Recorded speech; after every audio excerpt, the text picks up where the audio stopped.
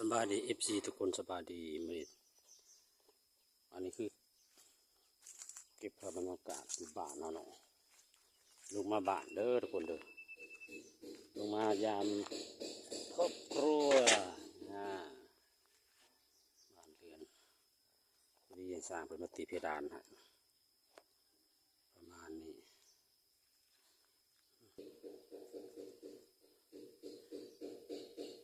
ถึงตะนางชวนครัวให้สวนครัวให้เพิ่นนี่ข้างๆนี่แม่แล้วก็ด้านในน้ำเนาะปลูกพืชผักสวนครัวที่นี่หัวพอสับพอสับเพิ่นสั่งใหม่อีกเดี๋ยวมีเวลาขึ้นไปในเมืองน้องเขาซื้อมาอีกเราเคยซื้อเราเคยเห็นไปเราซื้อมาให้แล้วคือบ่ติดบ่เนี่ย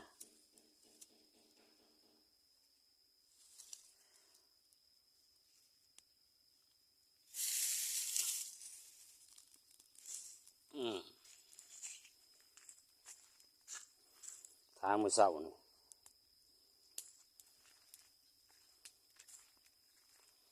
ได้ต้นนี้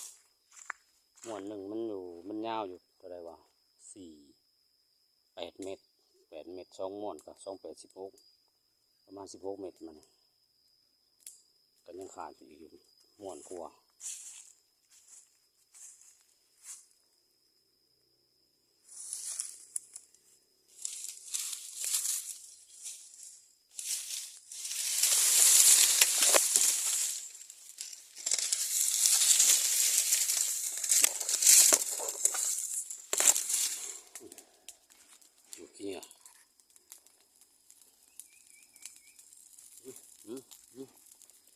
นี่หลวกแล้ว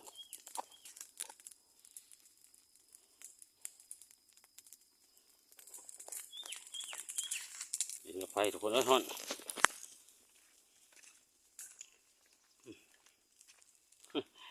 ควันกลุ่มเลยวะเนาะอยู่ที่นี่นะอาการห่อนเน่าพกที่โต๊ะกูรูปโต๊ะเลยมาแรง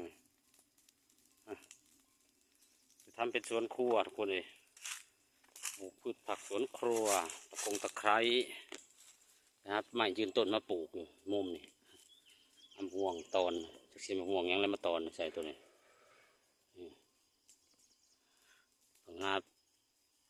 ต้นไม้กินหมากมาปลูกมะม่วงแอปเปิลสักต้นเนาะอันนี้มาเขียบอันนี้ไม่เห็นเป็นเลยจะมาตายพายมัน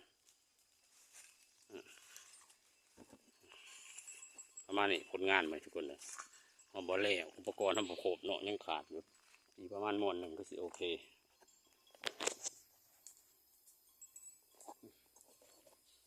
ฮอนเรื่องบรรยากาศสำนีก่อนทุกคนเลยตรงบนหัวก็เป็นตะพังคลองเห็นน่าจะลงยางดอกลงน้ำคลองกันหน่อยโอ้หนองเสือนบ่โผขักแต่ว่าหยานี่เบื้องพัดปลูกหยาคืองามแต่ว่าใส่ปุ๋ยบ่หรืออะไรขักเลย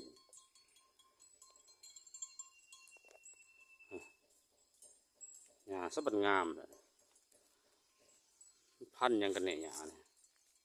โอ้โหสุดยอดเลยทุกคน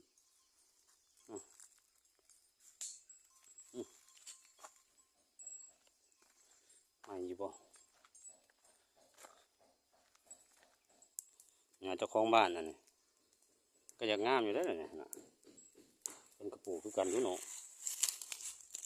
นี่มาเกิด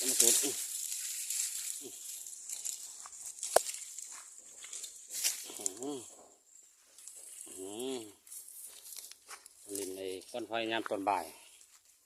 ครับพ่อทุกคน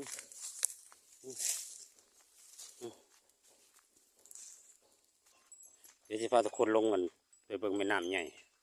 ไปเบิ่งแม่น้ำโขงหญ้าลาอยู่ได้เลยเนาะ มาสำสิเลี้ยงมันกินเล็บหญ้าพักเว้นบ่หนาวเลย โอ้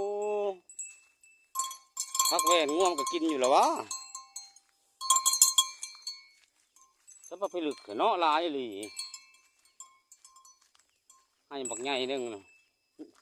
ว่าให้บักใหญ่นี่ดำเอาหน่อยเนาะหรือบอกกับหยอดเอาหยอดต้องฮะตาดองแล้วคือบ่หยอดนะวะอันนี้ของไผ่ใส่นี่น่ะ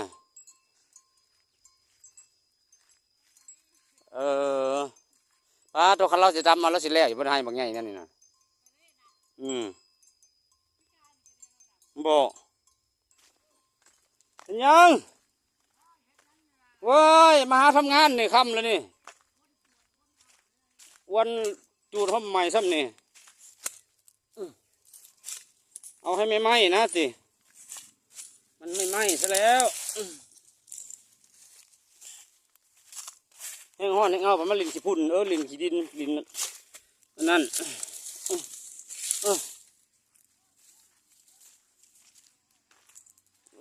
ลินควันไฟแล้วบัดน่ะลินควันไฟแล้ว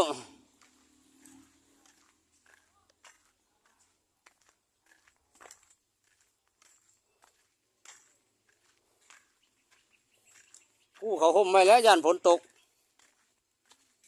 ไปยังไม่บ้านไปรวมโอ้เป็นเจ้านายคนธรรมดาเนาะเดี๋ยวนี้พี่น้องพี่ท่านในบ้านเนี่ยสบายดีออกโซเชียลได้เจ้าเพราะว่าพันบีบแต่เขากำลังจะลงของ